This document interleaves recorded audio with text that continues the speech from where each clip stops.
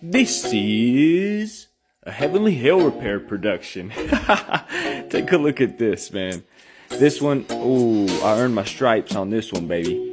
This one earned me a 5-star review. Now, this is severe damage. This is a Mazda 3-door that was backed up into by another vehicle.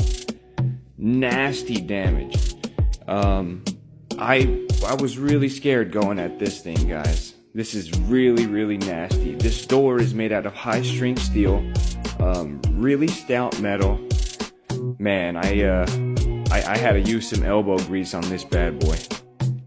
As you can see, I mean, it's extremely complex damage. We got this entire dent is running from the bottom of the door up to the top of the door. I'm pointing out a little area that I've started to fix to see if it was even gonna manipulate back to its original form. Which case I was able to start moving this metal, and I was like, you know what, it's time to play. Took the gloves off and started swinging. Get ready for this, because this finished product right here blew my mind. So this repair was done in 1 day. That's right, 1 day. Now this customer actually had gone to various body shops and gotten estimates, and well, they were going to have his vehicle definitely longer than a day. So he was happy we were able to get him back on the road in 1 day.